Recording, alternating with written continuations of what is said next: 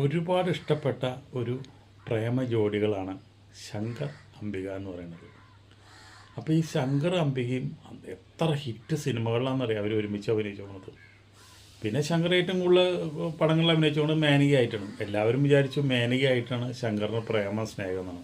പക്ഷേ മേനകയായിട്ട് ഒരു പ്രേമമില്ല, സ്നേഹമില്ല. അവർ തമ്മിൽ ചേട്ടനും അനിയനും ബന്ധമാണ്. പക്ഷേ ശങ്കറിനെ സ്നേഹിച്ചത് വേറെ ആരുമല്ല, അംബികയാണ്.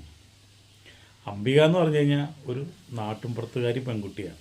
അംബികയുടെ അമ്മ രാഷ്ട്രീയത്തിലുള്ളതാണ്, കോൺഗ്രസ്സുകാരിന്, മണ്ഡലം പ്രസിഡൻ്റൊക്കെ ആണ്. കെ കരുണാകരനായിട്ട് നല്ല ബന്ധമാണ്. ശരിക്കും പറഞ്ഞാൽ മന്ത്രി വരെ ആവേണ്ട ആളാണ് കല്ലറ സരസമ്മ. അങ്ങനെ നീലത്താമര എന്ന് പറഞ്ഞൊരു പടത്തിന് വേണ്ടിയിട്ടാണ് ആദ്യമായിട്ട് ഈ അതിൻ്റെ നിർമ്മാതാക്കളും ആൾക്കാരൊക്കെ എം ടിയുടെ കഥയിന് അത് അംബികനെ കാണാൻ ചെല്ലണത്. അംബികനെ കാണാൻ ചെല്ലുന്ന അംബിക വീട്ടിലില്ല.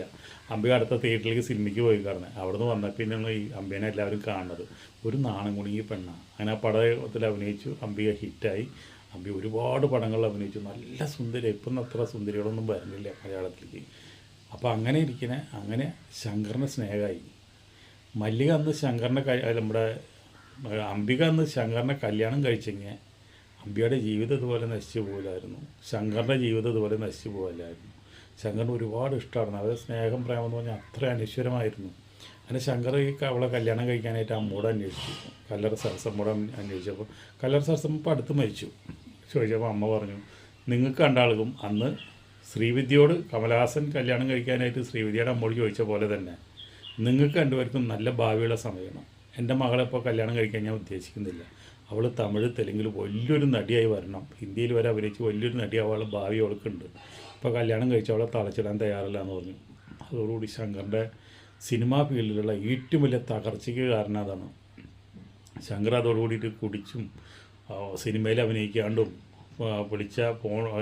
ആര് വിളിച്ചാലും സിനിമയിൽ അഭിനയിക്കാൻ പോകാണ്ടും ഒരുപാട് ഇത് നിന്നു. അതോടുകൂടിയിട്ട് മോഹൻലാൽ അതിൻ്റെ ഇടയിൽ കൂടെ അടിച്ചു കയറി. അപ്പോൾ ശങ്കറാന്ന് വെച്ചിട്ടുണ്ടെങ്കിൽ ഒന്നും അല്ലാണ്ട് പോയി. ശങ്കറിന് ആദ്യം തന്നെ ഒരു മൈനസ് പോയിൻ്റ് ഉണ്ടായിരുന്നത് ശങ്കറിൻ്റെ ശബ്ദം. ആ ശബ്ദം ആർക്കും ഇഷ്ടമല്ലായിരുന്നു.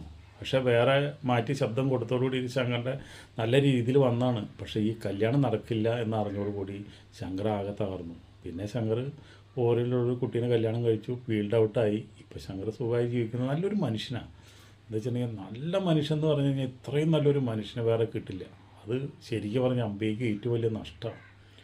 അതുപോലെ തന്നെ ശങ്കറിനും ഏറ്റവും വലിയ നഷ്ടമാണ് അംബിക. അപ്പോൾ അതുകൊണ്ട് നമുക്ക് എന്ത് പറയാൻ പറ്റുക? അതൊക്കെ ദൈവവിധിയല്ലേ. ഒത്തുപോകാനായിട്ട് സാഹചര്യം ഒത്തില്ല.